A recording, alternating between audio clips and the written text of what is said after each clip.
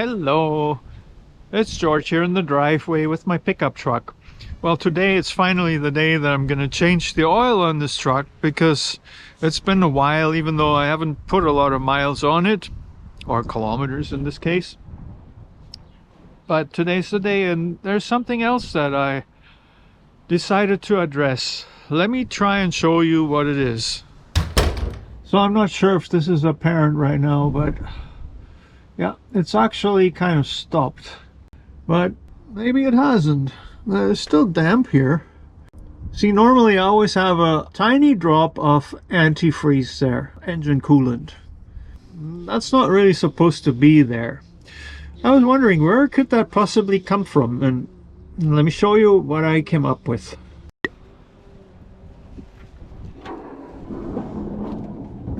There's my beautiful engine.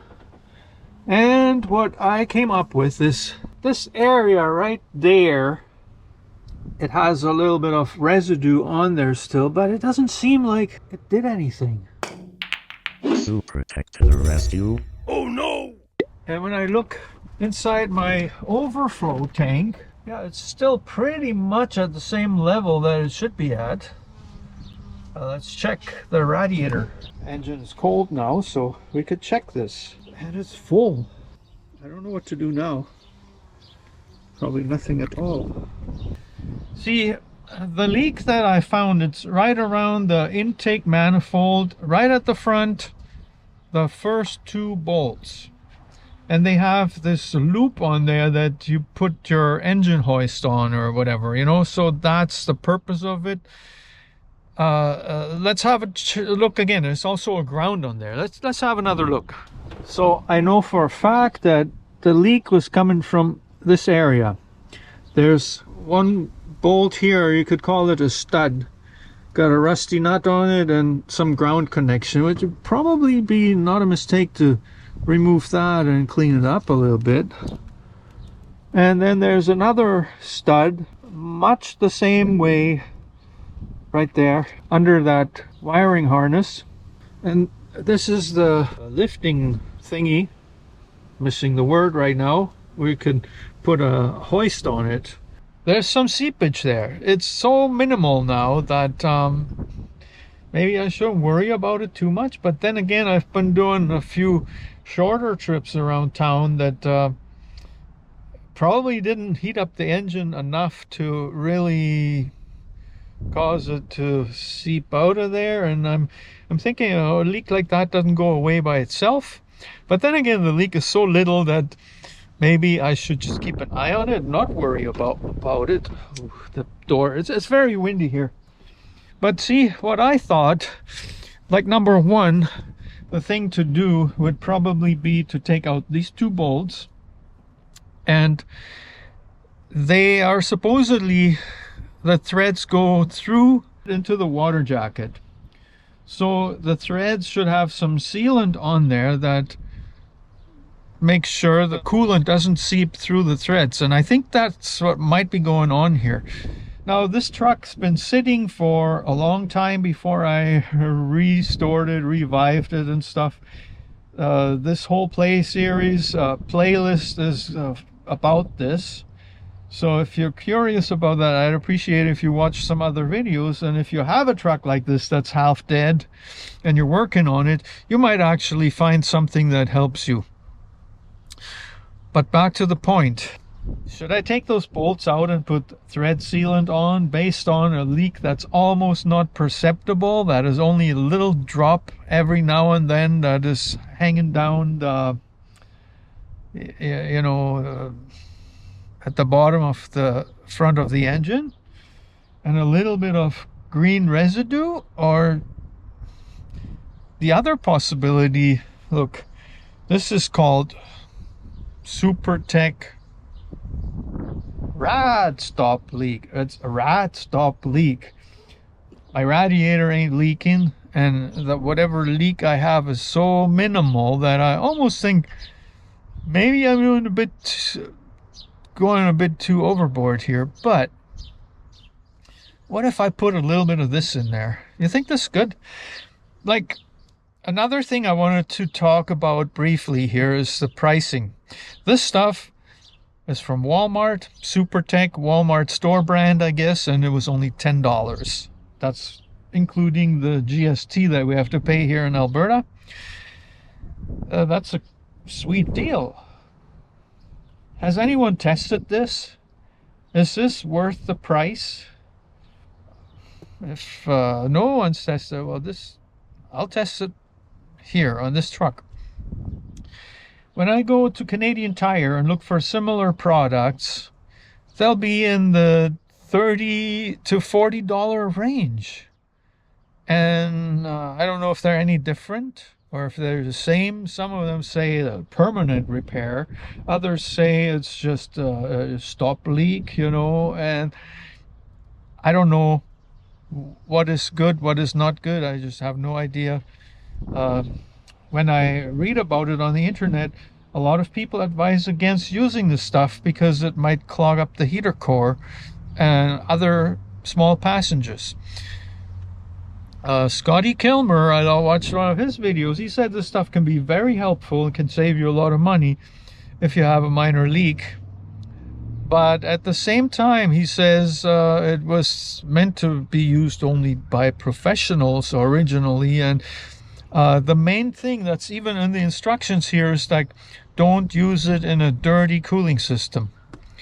So, I don't know if you remember, maybe you haven't seen this video, but I cleaned this cooling system. I flushed it out. So it's not dirty. So I think it's worth a shot. And a half a bottle of this should be enough to make it work. Now, one thing that I have a beef about, but it's about pretty much any product of this kind and other kinds and whatever, the warning here is the right size for anyone to read. The instructions, however, I had to go and do it with a magnifying glass. Now, you could tell me I'm old and my eyes aren't that good, but I'm telling you, instructions used to be printed bigger than this so that you could actually read it without straining and without taking a picture with your phone and trying to decipher that. So is this on purpose? Is this so that, yeah, never mind, you just pour it in there and then you 2 weeks later you come back to the shop, need a new heater core or whatever? Like, can't you print it just a little bit bigger? And this warning, I mean, do not swallow. Do you really have to put that on there? This is such a big liability issue because some idiot might not understand that this is not a beverage. Yeah, that's our society we live in, you know. Like, don't shoot yourself in the head. Disclaimer. Duh. Shake it, it says. Shake the bottle, and I'm going to put some in there, and it's probably going to overflow, but some of it's going to go in the rad, the rest of it's going to go in the overflow hose, which I hope it's not going to clog up that. Shake it, baby, shake that. Maybe that's a bad idea, what do you think? Shake it, baby, shake it. I won't put the whole, like you're supposed to put half a bottle. Maybe I just need to put just a tiny little bit. Well, what do you think? I think that's enough. Shaking? Shake it, shake, baby. See what this looks like. Gotta have plastic, hey? Well, let's see. Let's see what happens when I try to pour that in there. Well, it goes into the rad. That's enough right there. That's not even a quarter of the bottle. Maybe that's all I need.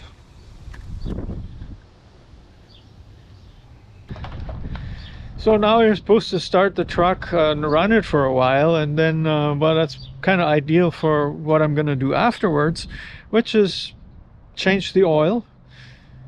So when this circulates, maybe this little bit that I put there might be enough to solve my issue, and then it's not enough to maybe clog the heater core or cause any problems, but it might be enough to seal those threads, which are probably already kind of almost sealed, but not quite, or whatever. And I'm totally aware that eventually, some point in the future, I might have another problem, which might be a failing intake manifold gasket.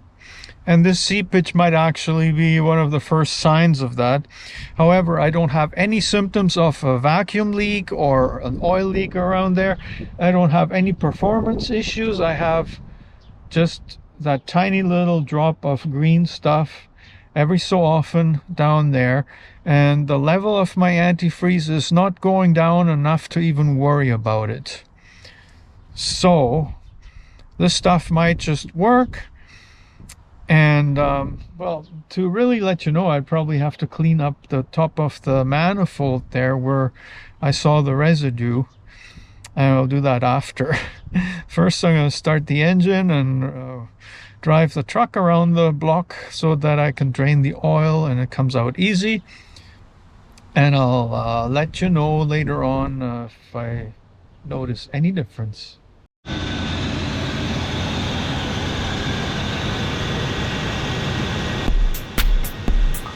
Drive it, dude. Drive room roar. Yeah, man.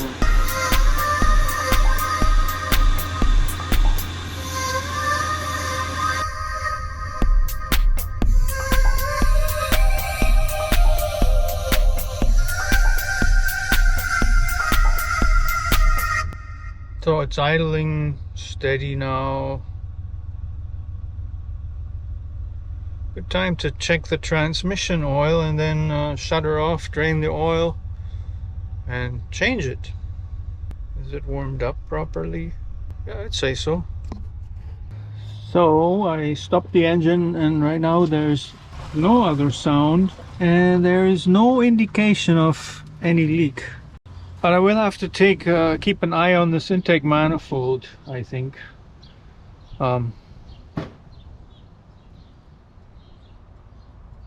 Yeah, I know that eventually I'll probably have to replace the gaskets there, but for the moment I think it's okay. Yeah, I think that's all for this video. Like, let me know if you've ever used this Rad Stop Leak, especially if you use the SuperTech. Is it any different than the one from Bars or all the Canadian Tire brands that they have? You know, there's a whole bunch of the Blue Magic or whatever, you know.